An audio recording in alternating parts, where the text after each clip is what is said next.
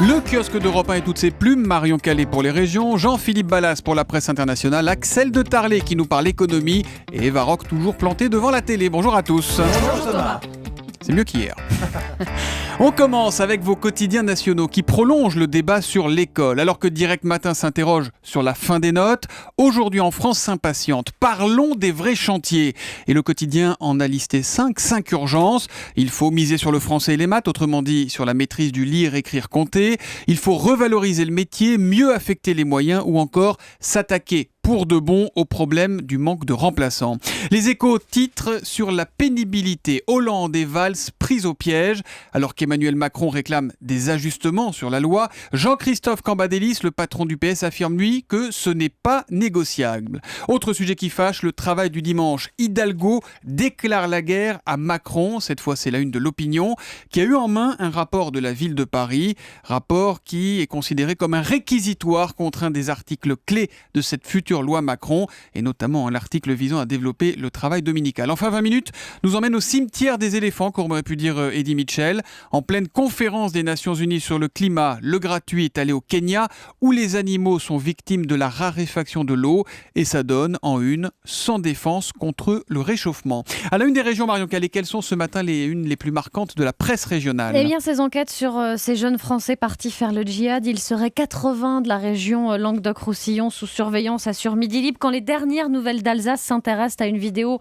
de propagande dans laquelle un jeune homme armé disait être originaire de Strasbourg. Une petite annonce aussi à la une.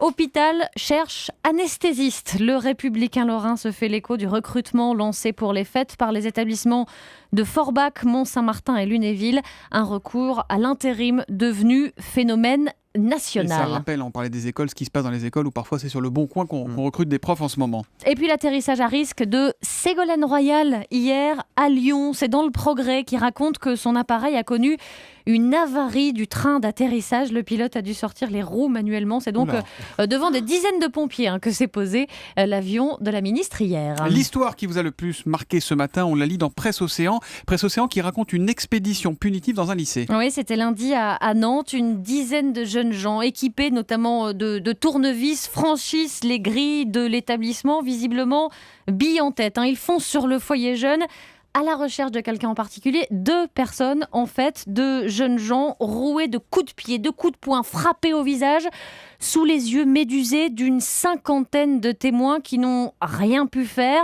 Ce qui est encore plus incroyable, c'est que tout est parti d'un match de futsal le week-end dernier. 2 quartiers de Nantes futsal, c'est le opposés. Foot en salle à 5 contre 5. Le foot en salle, exactement. Et ce match a dégénéré.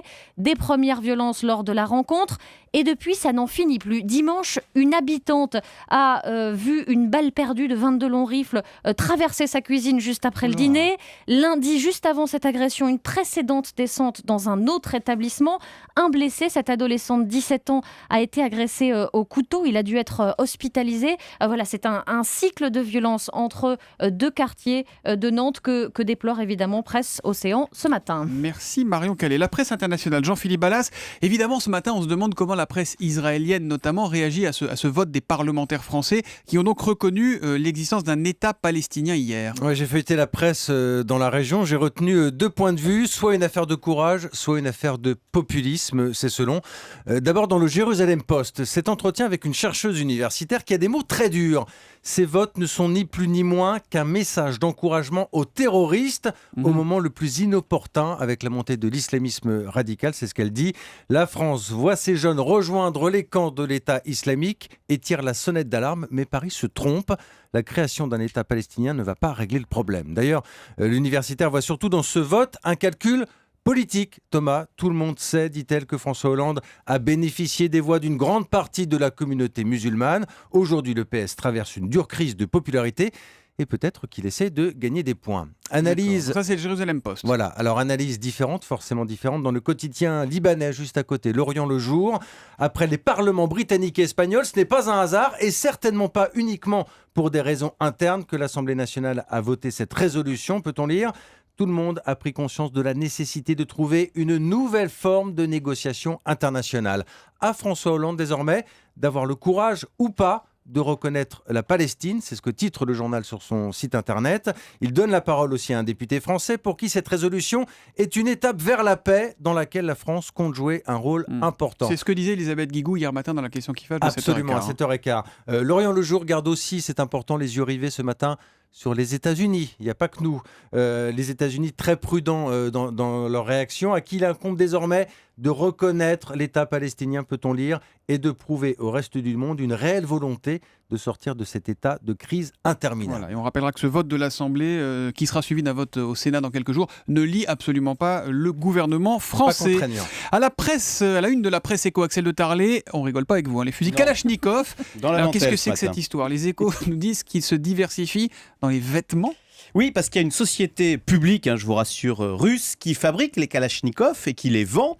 Le problème, c'est que depuis l'embargo américain, eh bien, tout le marché des civils, qui est essentiellement le marché américain, puisqu'aux États-Unis, les particuliers ont le droit d'acheter des Kalachnikov, tout le marché civil américain s'est écroulé. Du coup, cette société russe a d'énormes problèmes et du coup, elle essaye de se diversifier aujourd'hui dans de nouveaux produits. Alors du coup, ils ont l'idée, alors qu'est-ce qu'on va faire? Mais des gilets pare-balles, ils ont fait exactement. Ils se sont dit, alors on va faire, tiens, un treillis Ils mettent les deux militaire. côtés, celui qui tire et celui qui reçoit en fait. C'est pratique. Voilà, des vêtements de chasse, des couteaux, tiens, on va faire des couteaux, etc. Mais ils sont plein d'idées. Ils ont dit, ils se comparent à Apple. Ils ont dit, vous avez vu quand vous voyez Apple, oui, voilà. sûr. Ils disent, nous on va faire la même chose. Alors ils ont même tenté d'embaucher un ambassadeur pour représenter la marque à l'étranger. C'est l'acteur Steven Seagal. Mais non, mais alors ils l'ont pas pris dingue. finalement.